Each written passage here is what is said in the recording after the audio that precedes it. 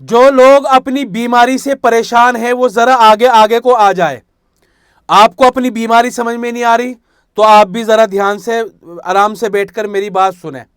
किसी को अगर अपनी बीमारी से बहुत ज्यादा परेशानी है, बड़े बड़े डॉक्टरों को दिखा लिया, तो वो भी थोड़ा सा करीब को आ जाए और मेरी बात ध्यान से सुने।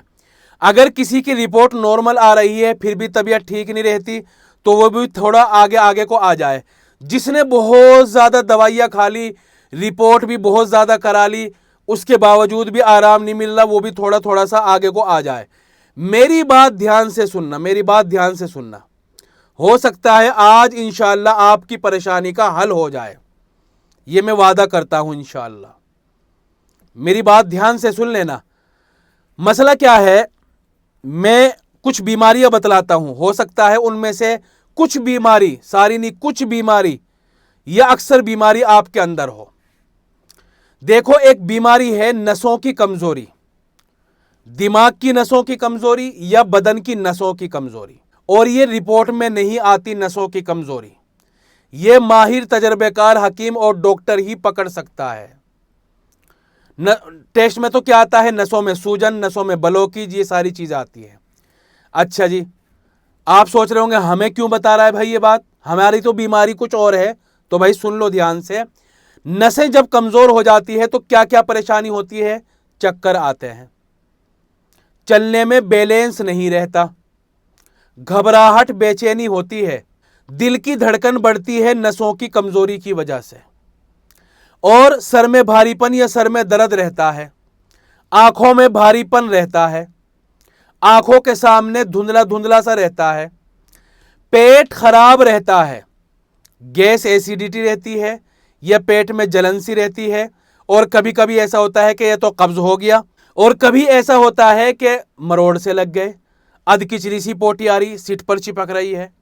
ये भी नसों की कमजोरी की वजह से, ये सब चीजें नसों की कमजोरी की वजह से है।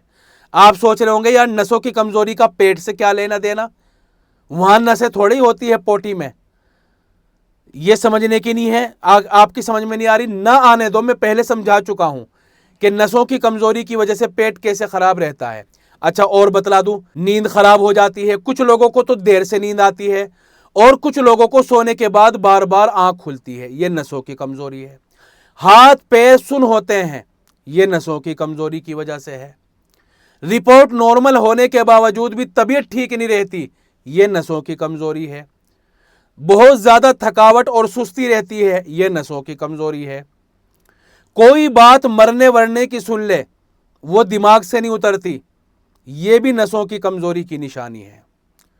सांस फूलना, चलते हुए सांस फूलना, बैठे बैठे नहीं कह रहा मैं, चलने से, काम करने से सांस फूलता है, तो ये दिमाग की नसों की कमजोरी की वजह से है। बदन में दर्द रहता है, रिपोर्ट कराते हैं नॉर्मल आती है, ये नसों की कमजोरी की वजह से है।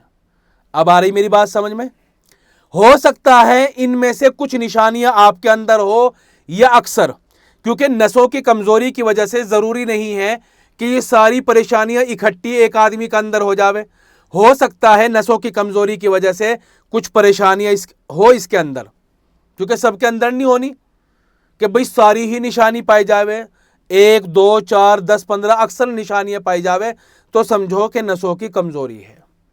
अब मैं इलाज की तरफ आता हूं। करना क्या है कि 1 गिलास दूध ले लो गुनगुना, गाय का हो तो ज्यादा बेहतर है, 1 चम्मच मिश्री डाल लो उसमें, और आधा चम्मच अश्वगंधा का पाउडर डाल लो। रात को सोने से पहले तीनों चीजों को मिला लो और पी लो ये वाला दूध। फिर मुझे बताना इंशाअल्लाह, नसों की ताकत के लिए और नसों की कमजोरी की वजह से होने वाली तमाम बीमारियों के लिए ये दवा स्पेशल है।